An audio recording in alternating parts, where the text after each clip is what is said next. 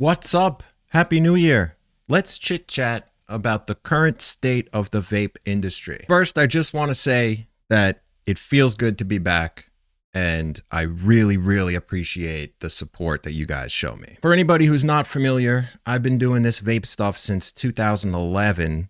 I did take a few years off away from the scene and started back up again with the streaming and stuff last year. And since I started back up, I've had the opportunity, thanks to you guys, to test out a lot of the newer portables that I never tried, as well as getting into ball vapes. Now, for the portables that have been new to me since I started again, they fall into two main categories: the battery-powered ones and the torch-powered or induction heater analog vapes. Some of the more recent battery-powered portables I've been testing out include the VZ, the Firewood 11, the Tafe Bowl 2, and the Frolic. And then some of the more recent torch vapes include the Simrel, the Danny Fusion 2.0, the Anvil, the Tornado, the Hyperdyne, and the Vap Hit QOQ. I tested out the Tempest 2 also. I just don't have it in my possession right now. I'm just going to freeball here and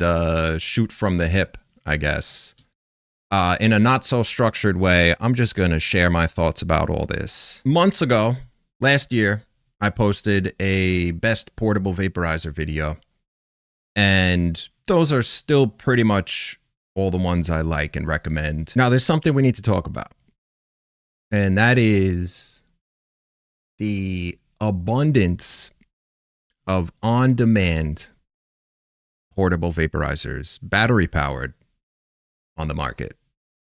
There's a lot. There are not so many session-style battery-powered portables. Although I think a lot of these are good, and I recommend a lot of them if that's what you're looking for, I actually don't find myself using my battery-powered portables that are on demand very often. There's two things I'm getting at here. One of them is that I'm more of a session-style vapor, with portables specifically, as in I'm looking to replace the experience of smoking a J and not necessarily replacing the experience of hitting a bowl. The other reason is once I started getting into these torch vapes, if you can get over using the torch, or if you can get an induction heater, you're going to get better hits. As far as on-demand single hits, if that's what you're going for, I think that the good torch vapes provide better vapor, stronger, smoother, taste better. And this is really just a me issue. I'm just speaking my mind, because I noticed something when I look at my collection of stuff. The vast majority of them are on-demand portables, and they kind of just sit on the shelf a lot. However, some of these bad boys I'm using all the time. All the time. This would be my first recommendation for on-demand portable hits if you want the best quality hits, best quality vapor, most potent, smoothest, all that shit. I also think that a lot of the battery-powered devices are not what I would consider portable. They are cordless vapes for use around the home. Most of them are not the type of vape you would throw in your pocket and leave your house with. So it gets a little confusing when they're all considered portable, because to me, a portable vaporizer, a battery-powered one, is something like the Crafty. Now, I'm going to go on another little side rant here. I still prefer and use my Crafty as my go-to portable battery-powered device when I leave home. And I have been using my Crafty for that purpose since 2014. 11 years, folks. I take the same vape with me. Nothing else has come out, and I've tested almost all of them. Nothing else has come out to dethrone the Crafty from that position. Now, don't get it twisted. I think the Crafty needs improvement. It is not the perfect vape. And that's why my mind is kind of blown that they don't have more competition, and that some of these battery-powered portables that have been coming out,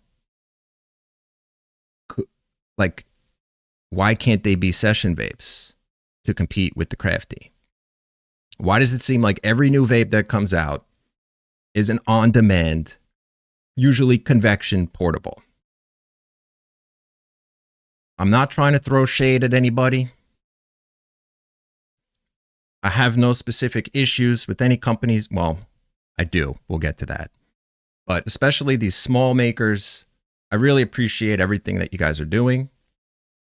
I would love it if somebody could put some focus on something like the Crafty session style battery powered portable that you load once, take back-to-back hits over the course of 10 to 15 minutes, and then you shut it off. It has to be easy to load and unload on the go. So I recommend coming up with some kind of filling tool for your device, because that's the other thing that bugs me a little bit, is that loading and unloading almost seems like an afterthought with a lot of these products, because it's not exactly super smooth to do it, and especially when you're outside of your house on the go. Now, the reason I'm extra pissed is Stores and Bickle specifically has dropped the ball. When the Crafty first came out in 2014, I was using my PAX 1 as my daily portable. That was still the best that was out. And then the jump from the PAX 1 to the Crafty was nuts. Blew my mind. And I figured, holy shit, Stores and Bickle came out with something this cool and well thought out, and it works this well. Damn, the future's looking bright. So, not so much. Over the course of 10 years, they came out with the Venti years ago, which is a different type of portable. It's good. It leans more towards the cordless home vape type of thing, not so much a pocket portable, but whatever. It's still a session style vape that works well. I do have some issues with it though. And if I actually had to pick just one battery-powered portable session vape, I think I would still pick the Crafty, personally, over the Venti. Mainly because I think the Venti gets boring. The vapor it produces has very little throat hit. So on one hand, it's smooth and it's easy to draw from, and you get a lot of vapor. But on the other hand, after a while, you're like, you feel like you're just sucking a volcano bag. Like you're not even vaping, really. And for whatever reason, even though the Crafty and the Mighty technically have weaker heaters and all that, they give you better hits. They give you more satisfying hits. You get that throat hit. Yeah, maybe the vapor is not quite as super smooth. I still prefer the Crafty. And not only that, I prefer my original Crafty over the Crafty Plus. Meaning over the course of 10 years, they managed to make my favorite vape that I use every day a little worse. And then most recently, they came out with this thing, the VZ, which is worse than the Crafty Plus. Pretty unfortunate, because they're one of the companies with the most money and the most resources to make it happen, and they're not making it happen. They went in this direction instead. Don't get me wrong. If you don't have a lot of vapes to compare it to, and you're sort of new to this stuff, the VZ will seem like a pretty good vape. But let me tell you from this side of the table, it's not a very good vape. So if anybody associated with Stores and Bickle happens to see this, please, I'm actually begging at this point, make a better Crafty. Please. Just do it. And I know that you know what I mean. You know what I mean by make a better Crafty. I'm not talking about the Venti. Make a better Crafty. Now, as far as something like the Frolic, there's been a lot of chatter about this one. And honestly, I've received pretty positive feedback from people who have it. People seem to like it. Strong hits. This is a on-demand battery-powered portable. It has a session mode, but it's not a session vape. And, you know, there is a small chance, I'm going to throw this out right at the front here, that there's a small chance that maybe something is off with this unit, right? This unit that I've been testing. I've tested it a lot. I can't get satisfying vapor from it, guys. The vapor's hot. It's hot. The heater is strong, I guess, but the vapor's hot. So again, something might be up with this. I did have it checked out. I did have it adjusted, the little settings and stuff. Maybe there's still something off. This one's not for me. On a more positive note, I have been thoroughly enjoying my torch vapes. They do require a little technique. You got to dial it in. You have to be okay with using the torch. But like I was saying before, the vapor quality, it's going to be better than a battery-powered portable. This has become my preference for on-demand vaping. I posted a video a couple weeks ago, ball vape breakdown. Kind of like a high-level overview of all the ball vapes I've tested. 17 of them. So the general summary of my ball vape video is that they're all good. They all perform well. You'll get good hits, good results from any of them. So pick the one you like. You like the way it looks. It's the price you want. Pay attention to the bowl size for whatever your preference is as far as how much you load for each hit. They have different size bowls, each kit, so pay attention to that. Some of them are made of certain materials. Some of them have different features, different PIDs, different stands. If you were blindfolded and had your ears plugged, which I've done, and you had them lined up and were testing them back to back, I don't think you'd be able to tell the difference. I couldn't. Oh, yeah. Okay, there's one thing I forgot to talk about with the portables. And this doesn't really go for the ball vapes because you're using the ball vapes through a glass rig and that takes care of the cooling. There is a plague among portable vaporizers. And that plague is hot vapor. I get so surprised when I test out something new and right away the vapor feels hot. Because in my mind, that should be the #1 priority. Not cloud size, not battery life, vapor quality. Many of the units I've tested, many of them produce hot vapor. So step it up, please. Please. Make comfortable vapor a priority in 2026. Please. I don't want to have to test out any more devices or do any more reviews and talk about the vapor feeling hot. I'm sure you're sick of hearing it. I'm sick of saying it. Smooth vapor. That's all I'm asking for.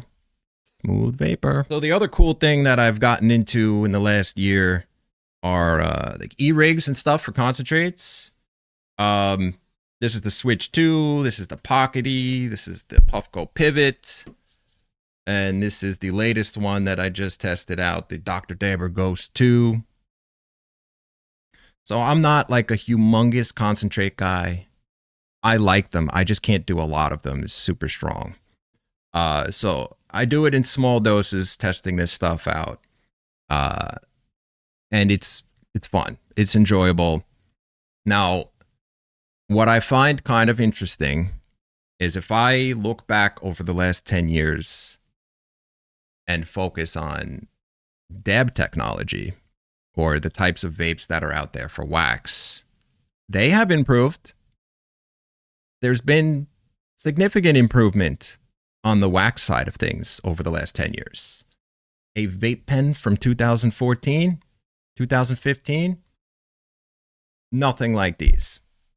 Way worse. But like I was talking about before, Crafty from 2014 for flower, still the one I'm using. 2026. Oh, and just to throw it out there, the E-Nano log vapes, still great. Still fantastic. I think they're a very good value because they're not super expensive, like $200 roughly, give or take. This is an E-Nano XL. Excellent vapor quality, excellent performance. Same technology though from 10 years ago. It's like, this is the original one that I reviewed in 2015. I'd like to mention Dynavap quickly. Ever since I got, these, they're all like a significant bump in performance. So like if you have a Dynavap or you like them, cool. They do the job. They work pretty well. If you want maximum vapor quality, maximum strength, you got to step it up a little bit. And unfortunately, Dynavap does have the Hyperdyne, which is a bigger one that's somewhat comparable to these. I don't know how they did it, but I actually can't get it to work very well. I don't really like the Hyperdyne. So that's unfortunate. I also do not like my Unidyne that I bought.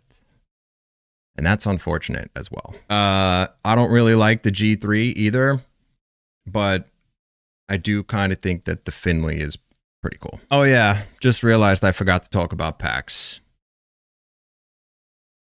I think PAX is a lost cause. They came out with the Flow recently, and it's very different from the previous generations.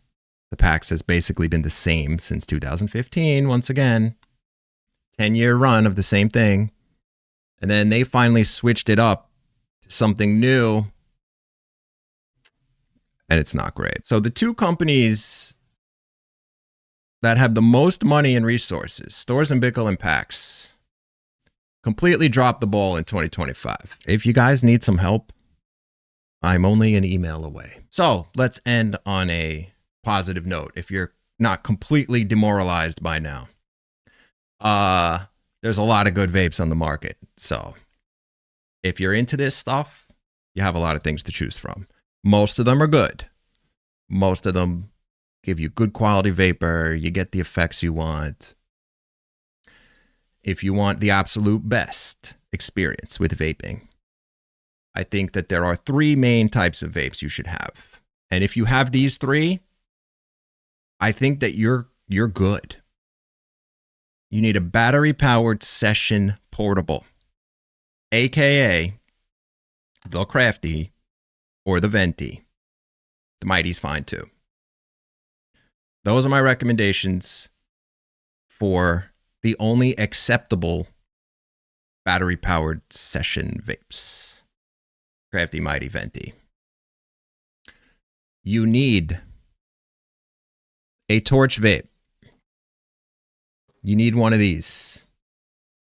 My current recommendations would be the Simrel, the Tornado, the Danny Fusion, and the Vap Hit QOQ. And then you need a ball vape. That would be the third. Any ball vape. So you have, for example, your Crafty, your Relly, and your Universal Baller, your Hornet, whatever. You're good. You're good. Unless you just like this as a hobby and you just like picking up new devices to try. If you have those three things, I really don't think you're missing out on anything. So once again, I mean this from the bottom of my heart. Thank you all so much for your support on the streams with like devices. All of it is appreciated more than I can even say. So that is all for today. Happy New Year again. Appreciate you taking the time to watch. If you want to pop into a live stream, I'm live a few days a week during the day. Stop in. Love to see you. Otherwise, be cool and stay up.